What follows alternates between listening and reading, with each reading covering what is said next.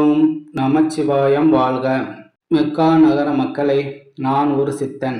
உங்கள் அரபு நாட்டில் காயகல்ப மூலிகைகள் இருப்பதை அறிந்து அவற்றை பற்றி ஆய்வு செய்து மருந்துகள் தயாரித்து மனித குலத்தின் நோயை தீர்க்கவே இங்கு வந்துள்ளேன். என்னை தவறாக கருதாதீர்கள். எனக்கு மத வேறுபாடெல்லாம் கிடையாது. நான் எல்லா மதங்களையும் நேசிப்பவன் என்றார் ராமதேவர். ராமதேவர் நாகப்பட்டினத்தில் மாசி மாதம் பூர நட்சத்திரத்தில் அவதரித்தவர். இளம் வயதிலேயே அஷ்டமா சித்திகளை கைவரப் பெற்றவர்.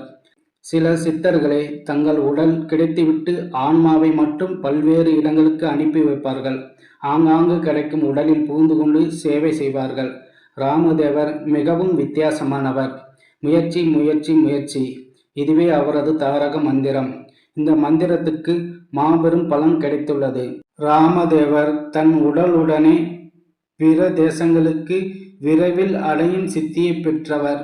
ஒரு முறை இவர் கங்கை நீராட சென்றபோது சட்டைநாதரின் விக்கிரமம் அவருக்கு கிடைத்தது. அதை நாகப்பட்டினத்துக்கு கொண்டு வந்து ஒரு கோவிலில் பிரதிஷ்டை செய்தார். சித்தர்களின் ஆசி. சில சித்தர்களின் தரிசனம் இமயமலை காடுகளில் அவருக்கு கிடைத்தது.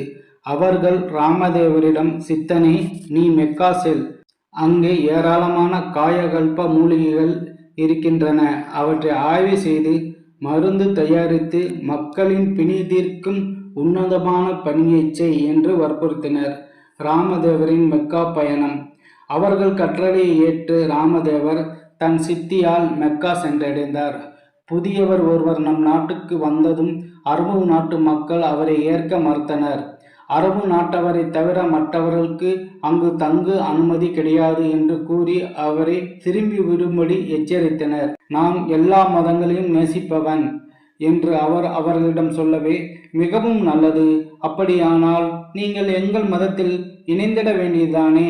குர்ஆனை நீங்கள் ஓத வேண்டும். இவ்வாறு செய்தால் நீங்கள் இங்கு இருக்க அனுமதி தருகிறோம் என்று மெக்கால் மக்கள் கூறினர். அவ்வளவுதானே, அதை நான் செய்கிறேன் என்றார் ராமதேவர். அவருக்கு யாக்கோபு என்ற பெயரிட்டு தங்கள் மதத்திலே சேர்த்து கொண்டனர் அரபி மக்கள். ராமதேவர் சித்தர் இப்போது யாக்கோபு சித்தராகிவிட்டார். அரபு நாட்டில் கிடைத்த பல வகை மூலிகைகளை ஆய்வு செய்து அவற்றின் குணமும் குணப்படுத்தும் நோய்களை கண்டறிந்து அவைகளை குறித்து ஆய்வு எழுத ஆரம்பித்தார். சிறிது காலத்திலேயே அரபு மொழியை கற்று அந்நாட்டு மக்கள் பயன்பெறும் வகையில் வைத்திய சிந்தாமணி என்னும் நூலை அரபு மொழியில் எழுதினார். அரபு மக்கள் அவரை போற்ற துவங்கினர். அவரிடம் பல மருத்துவ முறைகளை கற்றுக்கொண்டார்.